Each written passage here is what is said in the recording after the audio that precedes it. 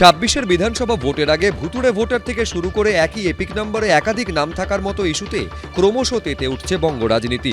এবার সেই আঁচই পৌঁছচ্ছে দিল্লিতে জাতীয় নির্বাচন কমিশনে। মঙ্গলবার বিকেল 4টায় কমিশনে দ্বারস্থ হবে বিজেপি, আর বিকেল 5টায় চিফ ইলেকশন কমিশনার জ্ঞানেশ কুমারের সঙ্গে দেখা করবে তৃণমূলের 10 জন সাংসদের একটি প্রতিনিধি দল। আমি 11 তারিখ আমি শ্রী অমিত মালব্য সাহেব এবং আমাদের ওম পাঠকজি এবং আমাদের রাজ্যসভার সাংসদ শ্রমিক ভট্টাচার্য, আপাতত এই 4টি নাম ঠিক হয়েছে। আমরা তথ্য প্রমাণ সহ 11 তারিখ 4টের সময় চিফ ইলেকশন কমিশনারের সাথে দেখা করব দিল্লিতে। ওরা মূলত যাচ্ছে বঙ্গভবনে বিজলি গ্রিলের কবিরাজি খেতে। ওদের অন্য সেরকম কোনো কাজ নেই। যেহেতু তৃণমূল একটা প্রবল চাপ সৃষ্টি করেছে, সেই কারণে তারা একটা ওই মুখ ফেস সেভিং মুখ রক্ষার জন্য তারা যাচ্ছেন। ক্যান্সারে নেই আর ভয়, NCRI হবে এর জয়। আপনাদের ভরসা নেতাজি সুভাষচন্দ্র বোস ক্যান্সার হসপিটাল। সম্প্রতি মমতা বন্দ্যোপাধ্যায় অভিযোগ করেন, বাংলা দখল করতে ভোটার তালিকায় ভিন রাজ্যের ভোটার ঢোকানো হচ্ছে। একই এপিক নাম্বারে বাংলার ভোটারের যেখানে নাম আছে সেখানে হরিয়ানা, পাঞ্জাব, রাজস্থান, বিহার সব নাম ঢুকিয়েছে। তার নির্দেশে ইতিমধ্যেই ভুয়ো ভোটার খুঁজতে ময়দানে নেমে পড়েছে তৃণমূল। ভোটার তালিকায় লক্ষ লক্ষ ভুয়ো ভোটার রয়েছে বলে পাল্টা অভিযোগ তুলেছে বিজেপিও। অন্যদিকে এই পরিস্থিতিতে জাতীয় নির্বাচন কমিশন জানিয়ে দিয়েছে, এক এপিক নম্বরে 2 জনের নাম থাকা মানেই ভুয়ো ভোটার নয়। আগামী 3 মাসের মধ্যেই ডুপ্লিকেট এপিক নম্বর সরিয়ে দেওয়া হবে বলে শুক্রবার সমস্যা সমাধানের আশ্বাস দিয়েছে কমিশন। আর এখানেই নিজেদের নৈতিক জয় দেখছে তৃণমূল।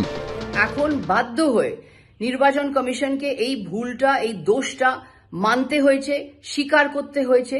আর নির্বাচন কমিশন এখন বলছে যে 3 মাসের মধ্যে সমস্যার সমাধান হয়ে যাবে আর সবগুলো ডুপ্লিকেট এপিক কার্ড উইথড্র করা হবে। কতগুলো ডুপ্লিকেট এপিক কার্ড আছে পুরো দেশে? নির্বাচন কমিশন বলছে যে 2000 থেকে এই ডুপ্লিকেট এপিক কার্ড চলছে।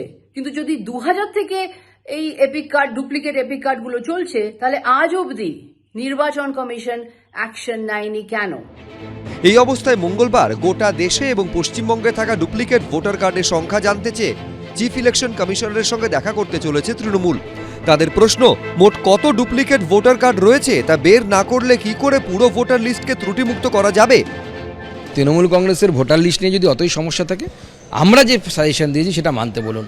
ফিঙ্গার প্রিন্ট, বায়োমেট্রিক, কেউ কারোটা দিতে পারবে না। আগামী 11 তারিখ আমি শ্রী অমিত মালব্য সাহেব এবং আমাদের ওম পাঠকজি এবং আমাদের রাজ্যসভার সাংসদ শ্রমিক ভট্টাচার্য, আপাতত এই 4টি নাম ঠিক হয়েছে। আমরা তথ্য প্রমাণ সহ 11 তারিখ 4টের সময় চিফ ইলেকশন কমিশনারের সাথে দেখা করব দিল্লিতে। দেখা করে আমাদের কাছে যে তথ্য আছে, প্রায় 17 লক্ষের বেশি এরকম নাম আছে পশ্চিমবঙ্গের ভোটার লিস্টে। তাদের 3টে প্যারামিটারে তারা সেম, আইদার ছবি মিলে যাচ্ছে, 2 জায়গায় নাম আছে, অথবা বাবার নাম এক, ডেট অফ বার্থ এক, ডেট অফ বার্থ বাবার নাম মিলেছে, 3টে বা অন্য কোনো প্যারামিটার মিলেছে, ঠিকানা মিলেছে। এরকম 3টে প্যারামিটারে আমরা দেখেছি বিভিন্ন জায়গায় নাম আছে। এই 17 লক্ষের নাম আমরা সেই কমিশনের কাছে তুলে দেব। ভোটার তালিকা ঘিরে হঠাৎ করে তৃণমূল বিজেপির এই সক্রিয়তা নেপথ্যে বিভাজনের রাজনীতির হিসেব দেখছে কংগ্রেস।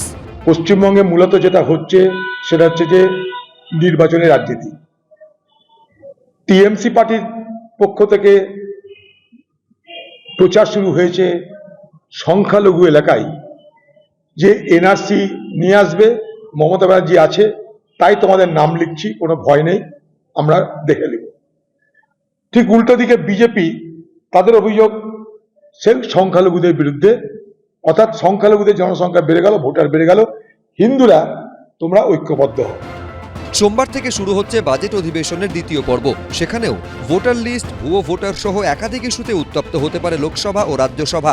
তৃণমূল সহ একাধিক বিরোধী রাজনৈতিক দল আলোচনা চেয়ে নোটিশও দিয়েছে বলে সূত্রের খবর। বিজেন্দ্র সিংহ, ময়ূখ ঠাকুর চক্রবর্তী, রাজীব চৌধুরী, এবিপি আনন্দ।